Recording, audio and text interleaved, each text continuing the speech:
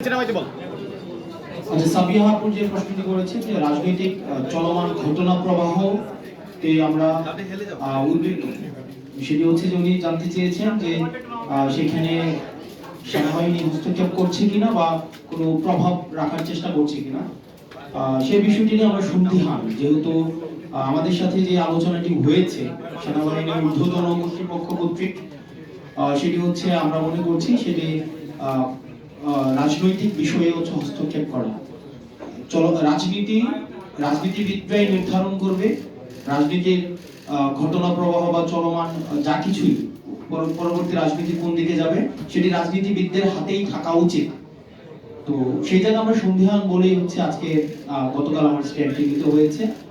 আর যেটি বলেছেন যে 5ই আগস্টের পরে আমাদের ফর্মাল ইনফর্মাল আমাদের সাথে সেনাবাহিনীর বিভিন্ন জায়গায় বিভিন্ন প্রোগ্রামে আমাদের দেখা সাক্ষাৎ হয়েছে।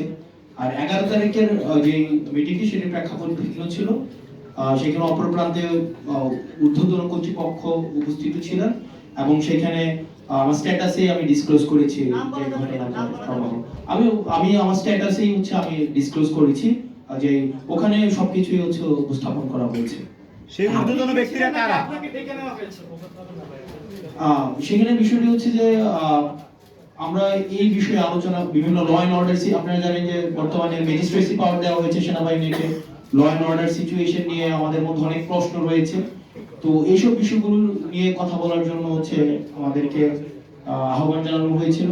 এবং হচ্ছে কিছুদিন আগে আপনারা সেনাপ্রধানের একটা বক্তব্য দেখেছেন, যে এই বক্তব্যকে আমি ব্যক্তিগতভাবে বা আমরা অনেকেই দেশের মধ্যে এটা নিয়ে কথা হয়েছে যে এটাকে রাজনৈতিক পরিমণ্ডলে অসমীচীন হিসাবেই ধরা হয়েছে।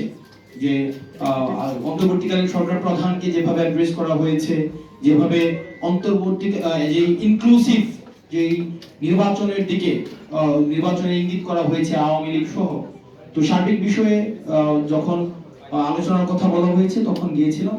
তো এই বিষয়গুলো আলোচনা করা হয়েছে। আমার স্ট্যাটাসে সব বিষয় হচ্ছে একদম মানে স্ট্রেইট ফরওয়ার্ড, সেখানে হচ্ছে স্পষ্ট করা হয়েছে। আর এখানে যেটা বলছেন যে আমি তো নিরাপত্তার ঝুঁকি অনুভব করছি কিনা, দেখেন 5ই আগস্টের পূর্বে আমরা জনগণকে, ছাত্র নাগরিককে সাথে নিয়ে হচ্ছে আমরা আন্দোলন করেছি।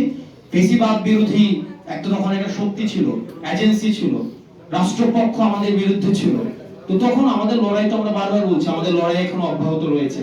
সুতরাং এই বিষয়গুলোকে আমরা যতক্ষণ পর্যন্ত ছাত্র নাগরিক এবং এই ফেসিবাদ বিরোধী ক্রিয়াশীল রাজনৈতিক দলগুলো আমরা ঐক্যবদ্ধ রয়েছি, ততক্ষণ পর্যন্ত আমি কোনো নিরাপত্তার ঝুঁকি বা এইসব আমি বোধ করছি না। ধন্যবাদ। হাসনাত ভাই, আপনার সাথে রিলেট করে জামায়াত প্রশ্ন একটা প্রশ্ন করেছেন, সেটা উত্তর দেননি, ওটা একটু দেন। আপনার কাছে করেছেন? আর ইলেকশনের প্রশ্ন না, দলের কাছে করেছেন। আচ্ছা, দলের কাছে।